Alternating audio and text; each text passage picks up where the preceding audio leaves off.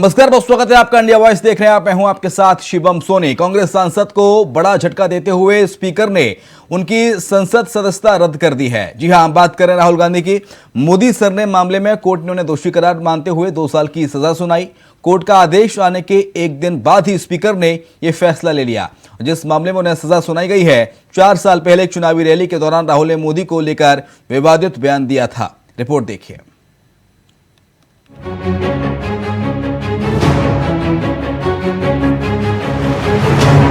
सब चोरों के नाम मोदी मोदी मोदी कैसे हैं?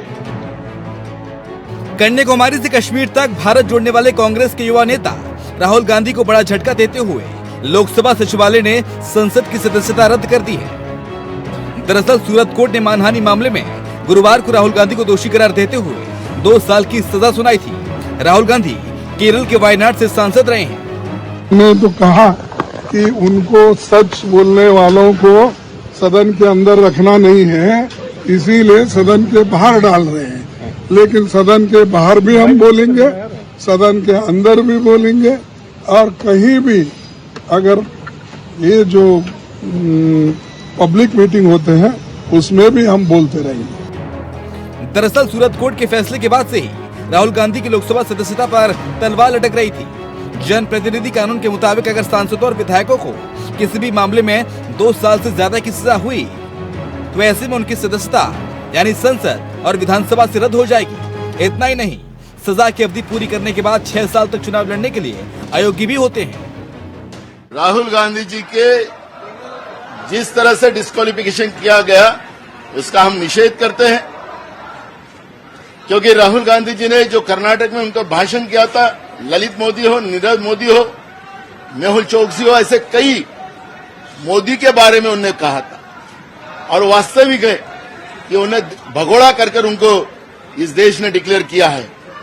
और ऐसी व्यवस्था के विरोध में बोलने का, पाबंद लगाने का काम सूरत के कोर्ट में एक वहां के बीजेपी के मोदी नाम के व्यक्ति ने कोर्ट में एक केस दायर की और जिला सत्र न्यायालय ने इस तरह का निर्णय दिया। उसी का आधार लेकर मोदी सरकार के दबाव में विधानसभा अध्यक्ष ने आज राहुल गांधी जी की लोकसभा का सदस्यता रद्द की। उसका हम निषेध करते हैं। ये लोकतंत्र का की व्यवस्था का विरोध करने का काम जिस तरह से मोदी सरकार कर रही है, बाबा साहब अम्बेडकर के संविधान की व्यवस्था को खत्म करना चाहती है, उसका हम निषेध करते हैं। हालांकि राहुल के लिए अपनी सदस्यता को बचाए रखने के लिए सारे रास्ते बंद नहीं हुए हैं। वो अपनी राहत के लिए हाईकोर्ट में चुनौती दे सकते हैं। अगर सूरत सेशन कोर्ट के फैसले पर स्टे लग जाता है तो सदस्यता बच सकती है।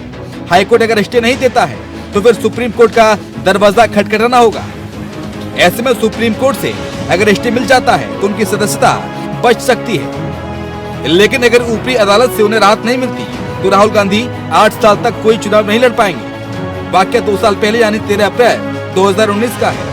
तब राहुल गांधी ने कर्नाटक के कोलार में चुनावी रैली में बयान दिया था कि नीरव मोदी, ललित मोदी, नरेंद्र मोदी का सरनेम कॉमन क्यों है, सभी चोरों का सरनेम क्यों होता है। एक छोटा सा सवाल, इन सब के नाम, इन सब चोरों के नाम मोदी मोदी मोदी कैसे हैं? ನಿಮ್ಮ ಮುಂದೆ ಒಂದು ನನ್ನ ಸಣ್ಣ ಪ್ರಶ್ನೆ, ಈ ಎಲ್ಲ ಕಳ್ಳರ ಹೆಸರು ಕೂಡ ಮೋದಿ ಮೋದಿ ಮೋದಿ ಅಂತ ಯಾಕೆ ಬರ್ತಾ ಇದೆ? नीरव मोदी, ललित मोदी, नरेंद्र मोदी, और अभी थोड़ा ढूंढेंगे तो और बहुत सारे मोदी निकलेंगे।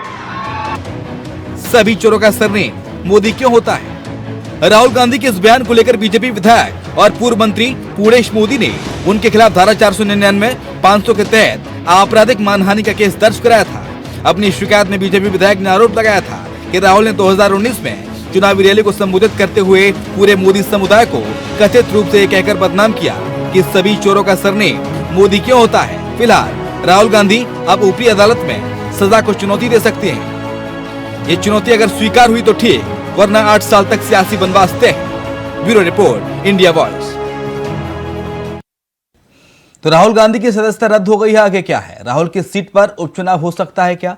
कुछ बड़े जो सवाल हैं वो हम ग्राफिक्स के जरिए आपको दिखाने की कोशिश करेंगे इंडिया वॉइस पर कि आखिरकार राहुल गांधी की सदस्यता तो रद्द हुई, लेकिन अब राहुल गांधी के पास आगे ऑप्शन क्या है? राहुल गांधी का सरकारी बंगला खाली हो सकता है, इसके साथ साथ राहुल की सीट पर उपचुनाव हो सकता है। वायनाड सीट पर उपचुनाव का ऐलान हो सकता है। राहुल को सरकारी बंगला खाली करना पड़ सकता है। कोर्ट ने राहत न मिलने पर कोर्ट से 8 साल तक चुनाव नहीं लड़ सकते राहुल, अगर ऐसा हुआ तो। और राहुल गांधी की संसद की सदस्यता तो फिलहाल रद्द हो ही गई है और मानहानि मामले में यह सजा मिली थी। कोर्ट ने राहुल गांधी को 2 साल की सजा सुनाई। केरल के वायनाड से सांसद थे राहुल गांधी। अगर आपको अब ग्राफिक्स के जरिए यह भी समझाने की कोशिश करते हैं कि आखिरकार किन किन नेताओं ने गवाई अपनी सदस्यता इसी मामले को लेकर। चलिए शुरुआत करते हैं, 2013 की बात करते हैं। सबसे पहले 2013 में कांग्रेस नेता रशीद मसूद ने एमबीबीएस सीट मामले में राज्यसभा की सदस्यता गवाई। वहीं 2013 में आरजेडी सुप्रीमो लालू यादव ने चारा घोटाले में सदस्यता गवाई। 2013 में जेडीयू से सांसद जगदीश शर्मा ने सदस्यता गवाई। बीजेपी के विक्रम सैनी को भी दंगा मामले में विधायकी से हाथ धोना पड़ा। इसके साथ 2019 में हेड स्पीच के मामले में सपा नेता आजम खान को भी अपनी विधायकी गंवानी पड़ी। उनके बेटे अब्दुल्ला आजम को स्वार सीट से विधायकी गंवानी पड़ी, शपथ पत्र के गलत होने के चलते। 11 जनवरी 2023 में लक्षद्वीप से सांसद मोहम्मद फैसल को धारा 307 के चलते अपनी सदस्यता गंवानी पड़ी। अब ऐसे में 2023 में राहुल गांधी की संसद की सदस्यता रद्द हो गई है। मानहानि मामले में सजा मिली है। कोर्ट ने राहुल गांधी को 2 साल की सजा का ऐलान किया था। और आपको बताते हैं कि केरल के वायनाड लोकसभा सीट से सांसद हैं राहुल गांधी। अब प्रियंका गांधी का ट्वीट सामने आया है। प्रियंका गांधी ने क्या कुछ कहा है वो हम आपको बता देते हैं। प्रियंका गांधी ने ट्वीट कर कहा कि नीरव मोदी घोटाला 14,000 करोड़, ललित मोदी घोटाला 425 करोड़, मेहुल चोकसी घोटाला 13,500 करोड़। जिन लोगों ने देश का पैसा लूटा, भाजपा उनके बचाव में क्यों उतरी है, ये सवाल पूछ रही है प्रियंका गांधी। उन्होंने लिखा कि जो लोग इस पर सवाल उठा रहे हैं उन पर मुकदमे लादे जाते हैं। क्या भाजपा भ्रष्टाचारियों का समर्थन करती है, यह सवाल भी कांग्रेस नेता, कांग्रेस के राष्ट्रीय महासचिव प्रियंका गांधी ने पूछा। अब जयराम रमेश ने क्या कुछ कहा वो आपको दिखाते हैं। हम कानूनी और राजनीतिक दोनों तरह से इस लड़ाई को लड़ेंगे। हम डरने या चुप रहने वाले नहीं हैं। प्रधानमंत्री से जुड़े अडानी महाघोटाले में जेपीसी के बजाय राहुल गांधी को अयोग्य करार दिया गया है। भारतीय लोकतंत्र ओम शांति, जयराम रमेश कह रहे हैं, महासचिव है कांग्रेस पार्टी के। अब अगला ट्वीट आपको दिखाते हैं। अगला ट्वीट है राज्यसभा सांसद कांग्रेस पार्टी के रणदीप सुरजेवाला का। पीएम मोदी और सत्तारूढ़ गिरोह का असली चेहरा बेनकाब हो गया है। अगर बैंक लूटकर भागे हुए भगोड़ों और पीएम के मित्रों पर सवाल पूछना गुनाह है तो हर भारतीय गुनाह बार बार करेगा। अब देश के पैसे की चोरी नहीं, चोरों का नाम लेना जुर्म है। न राहुल गांधी डरेंगे न कांग्रेस झुकेगी, ये कह रहे हैं रणदीप सुरजेवाला।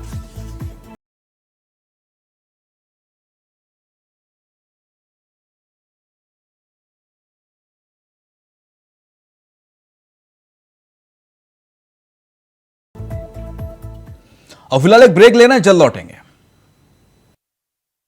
तो ब्रेक के बाद आपका स्वागत है। राहुल गांधी की लोकसभा सदस्यता के लिए अयोग्य घोषित होने के बाद से ही भारतीय जनता पार्टी कांग्रेस में वार पलटवार का दौर जारी है। आइए आपको सुनाते हैं किसने क्या कुछ कहा। And what he said in 2019, he said all thieves are Modi, and he said it again and again. There is a pending case in the Patna High Court and he is already on bail on that, filed by Mr. Sushil Modi. There's another case which was filed by Purnesh Modi in Surat Court. Now, if you look at the judgment, it is very categorically said he is a habitual in making such kind of allegations. In the past also, court let him go when he apologized, but gave him a warning that in future he should not. So, despite 2018 judgment where he apologized in the Supreme Court, post that Rahul Gandhi again made जी कर्म प्रधान विश्व करी राखा, जो जस कीन सो तस फल चाखा। जो जैसा करता है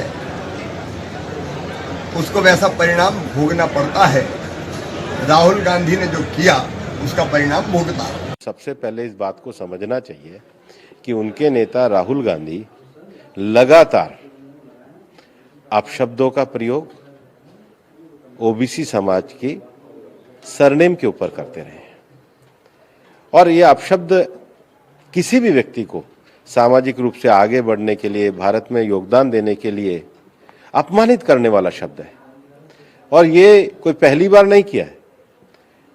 वो तो यहां से बोलते बोलते इतने ज्यादा आगे बढ़ गए हैं कि लंदन में जाके भारत के लोकतंत्र को भी अपमानित कर रहे हैं।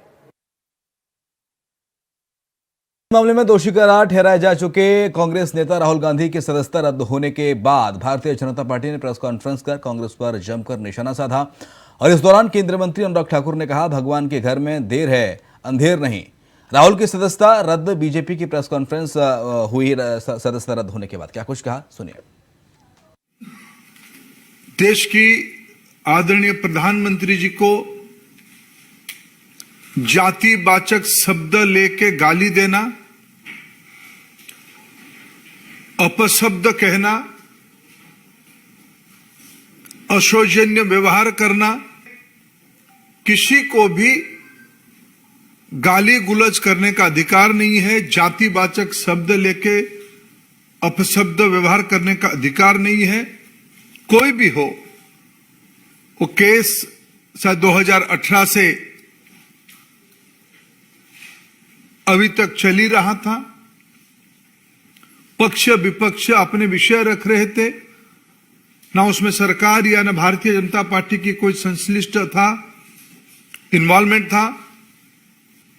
भारत की जनप्रतिनिधि कानून 1951 के तहत किसी भी सदस्य को अगर सजा होती है तब उसकी सदस्यता चली जाती है। ये भारत में पहली बार नहीं हुई है। कई विधानसभाओं में और इस लोकसभा में भी कई मान्यवरों की सदस्यता गई है। राहुल जी कहते थे दुर्भाग्य से सांसद हूं, unfortunately I am an MP. So उनको जो एक दुर्भाग्य लगता था आज उससे भी मुक्ति मिल गई है। उनके साथ साथ वायनाड के लोगों को भी इससे छुटकारा मिल पाया।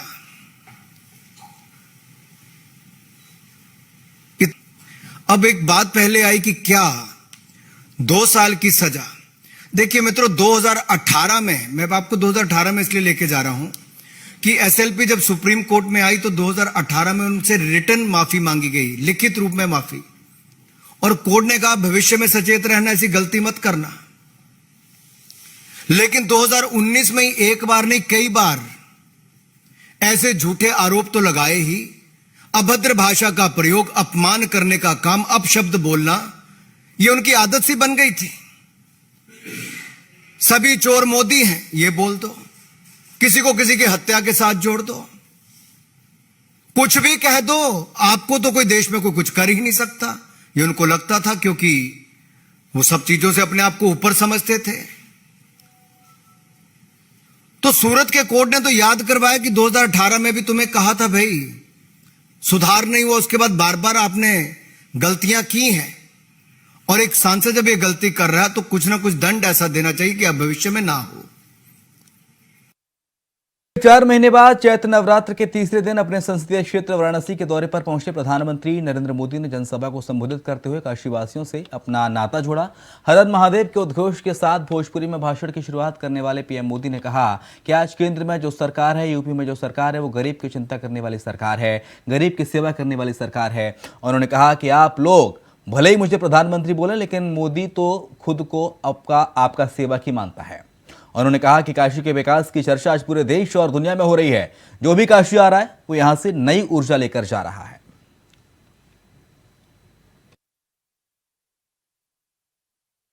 आज चंद्र घंटा की पूजा का दिन है।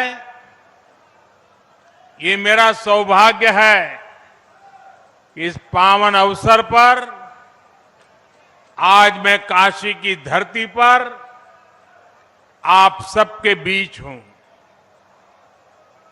मां चंद्रघंटा के आशीर्वाद से आज बनारस की सुख समृद्धि में एक और अध्याय जुड़ रहा है। आज यहां पब्लिक ट्रांसपोर्ट रोपवे का शिलान्यास किया गया है। बनारस के चौतरफा विकास से जुड़े सैकड़ों करोड़ रुपए के दूसरे प्रोजेक्ट्स का भी लोकार्पण और शिलान्यास हुआ है। इनमें पीने का पानी, स्वास्थ्य, शिक्षा, गंगा जी की साफ सफाई, बाढ़ नियंत्रण, पुलिस सुविधा, खेल सुविधा, ऐसे अनेक प्रोजेक्ट शामिल हैं। आज यहां IITU BHU में centre of excellence on machine tools design का शिलान्यास भी हुआ है। यानी बनारस को एक और विश्व स्तरीय संस्थान मिलने जा रहा है।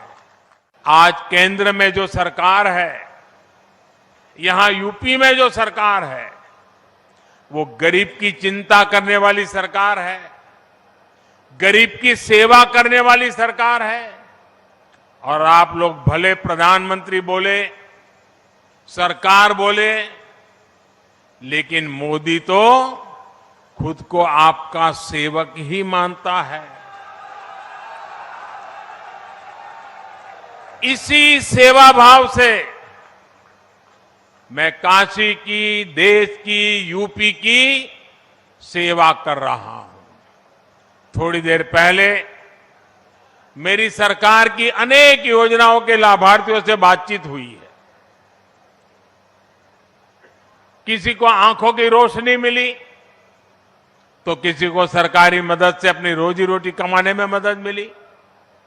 स्वस्थ दृष्टि समृद्ध काशी अभियान, और अभी मैं एक सज्जन से मिला तो वो कह रहे थे, साहब स्वस्थ दृष्टि दूरदृष्टि। करीब 1000 लोगों का मोतियाबिंद का मुफ्त इलाज हुआ है। मुझे संतोष है कि आज बनारस के हजारों लोगों को सरकार की योजनाओं का लाभ मिल रहा है। काशी के विकास की चर्चा आज पूरे देश और दुनिया में हो रही है। जो भी काशी आ रहा है, वो यहां से नई ऊर्जा लेकर जा रहा है। आप याद कीजिए, 8-9 वर्ष पहले जब काशी के लोगों ने अपने शहर के कायाकल्प का संकल्प लिया था, तो बहुत लोग ऐसे थे जिनको आशंकाएं थी। कई लोगों को लगता था कि बनारस में कुछ बदलाव नहीं हो पाएगा, काशी के लोग सफल नहीं हो पाएंगे। लेकिन काशी के लोगों ने, आप सबने आज अपनी मेहनत से हर आशंका को गलत साबित कर दिया। देश और दुनिया में प्रसिद्ध उत्तराखंड की चारधाम यात्रा के कपाट 22 अप्रैल से शुरू होने जा रहे हैं। श्रद्धालुओं के लिए 22 अप्रैल को गंगोत्री धाम के कपाट खोल दिए जाएंगे। तो वहीं दूसरी तरफ चारधाम यात्रा में यात्रियों की संख्या सीमित करने और स्थानीय लोगों के लिए पंजीकरण अनिवार्य किए जाने का विरोध शुरू हो गया है। रिपोर्ट देखिए।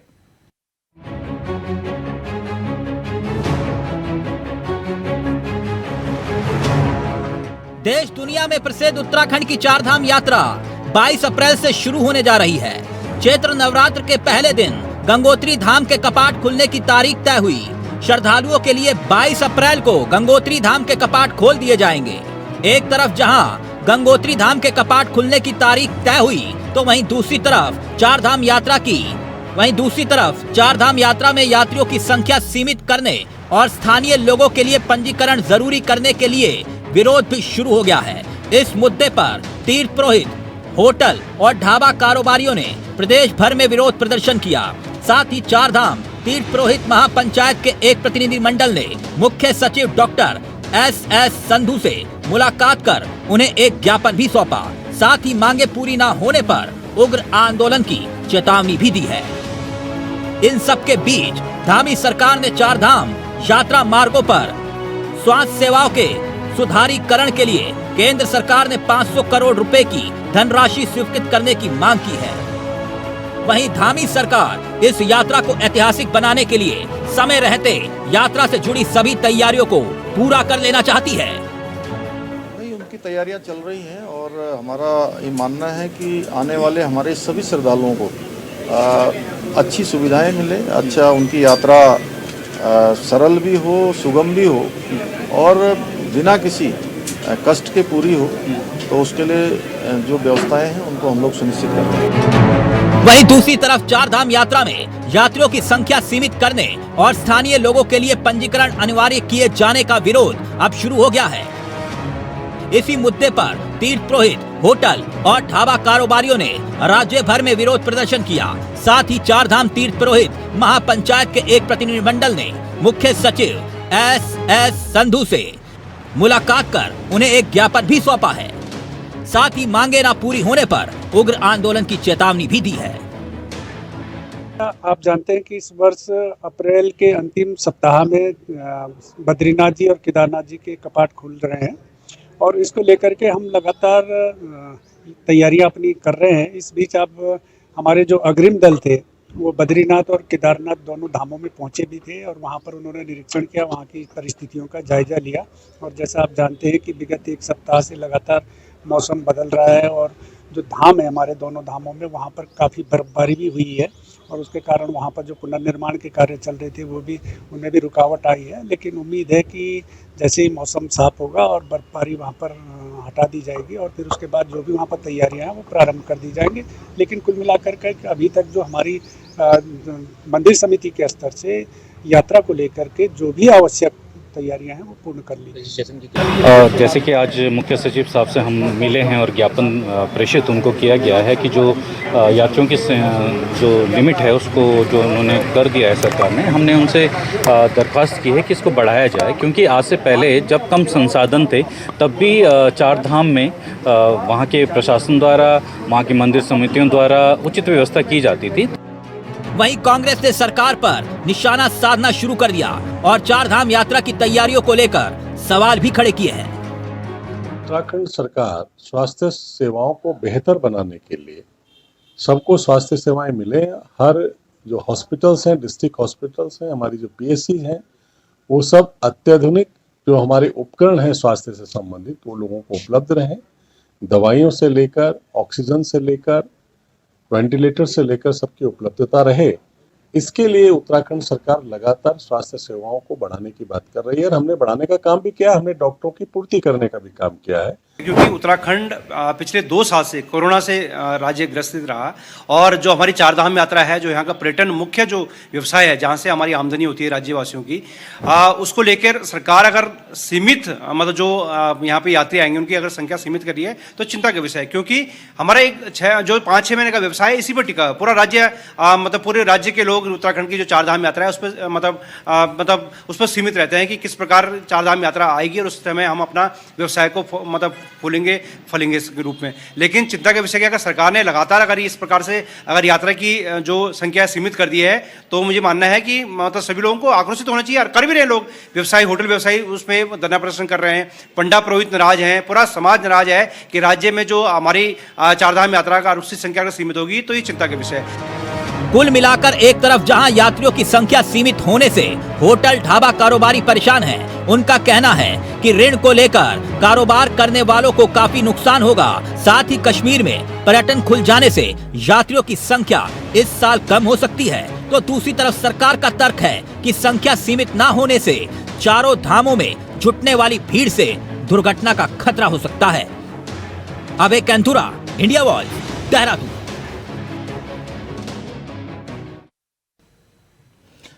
और इसी के साथ खबर दिन भर में इतना ही। खबर लगातार जारी है।